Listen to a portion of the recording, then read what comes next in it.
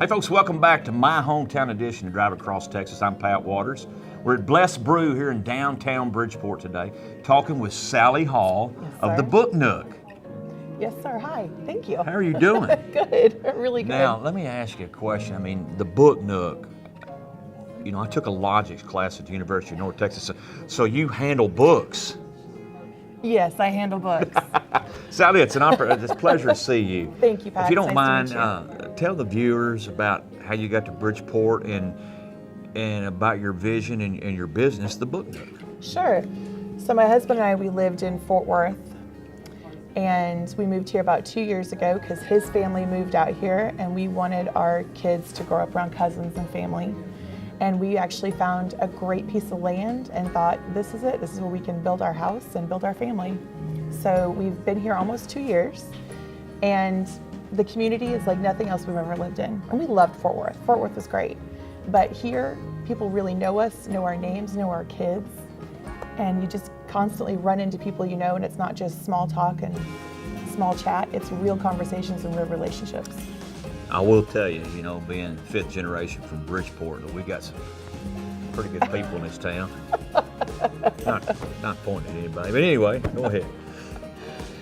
So, I mean, that's it. That's how we got here. And have not regretted it one day. It's been wonderful. Big change of life, but a good change of life.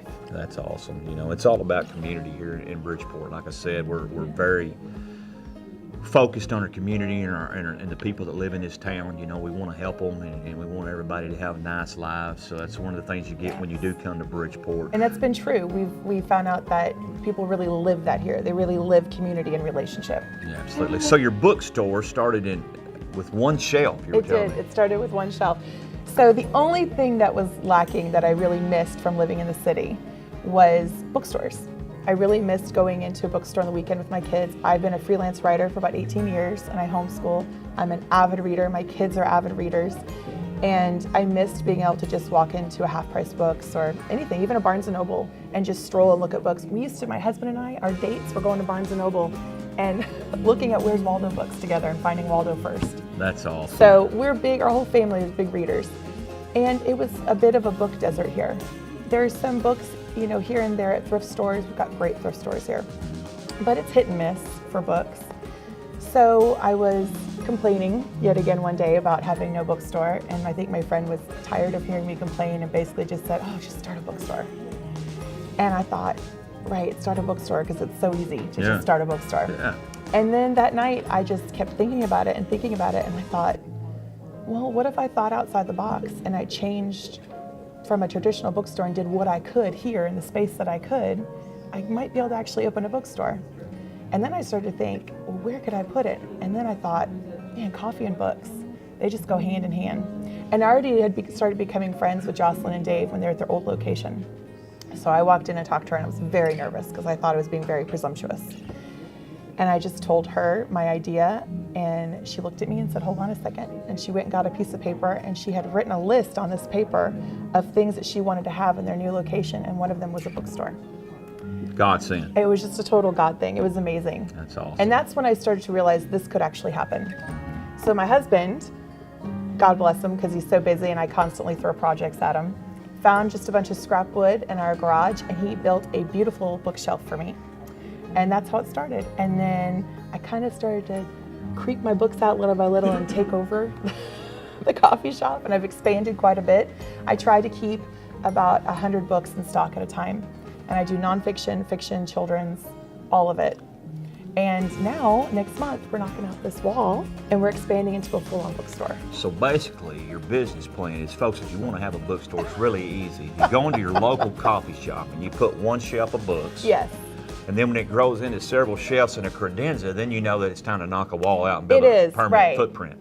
Pretty much, yeah. That's simple, folks. I mean, that doesn't sound selfish at all. No. No, it was one of those, as it grew, so did the people who came in. And it just started out as a little shelf with probably about, 20 books. And I kept packing those books. And people just kept coming the more books we had. And now we have a monthly book club. that's amazing. And we're having authors come and speak. We have an actual community of readers that have kind of come out of the woodwork as we've built the bookstore. And it's a micro bookstore, which is something that I hadn't heard of before. But again, I was thinking outside the box, and it works for our town. You know, what I've known, you know, from, and what I've learned from several generations of being here in Bridgeport is that Bridgeport's very supportive. We're very community based. Yes. And, you know, my granddad used to tell me, you know, if you have something that you're passionate about, you'll never work a day in your life. And you always need to surround yourself with good people, and good things will happen. And that seems to be, just on the outside looking in, what you've done. This is a great community, a great opportunity for people to come down here and drink some wonderful coffee, read some great books, and get some fellowship. Yeah, well, the fellowship is one of my favorite parts of my job, because like you said, I don't really feel like it's working.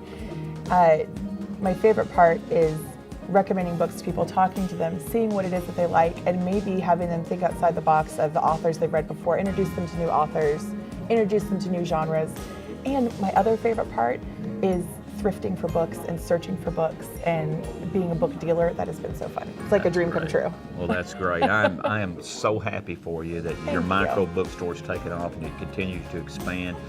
I know that you're in great company here at Blessed Brew. Yes. I wish y'all nothing but success here in Bridgeport. As a Bridgeport person that's been here several generations, thank you for opening this cool venue. Thank you, Pat. I appreciate it. And I expect to see you guys in here. Well, we dang sure come down here and get a cup of coffee and let you read to me anyway.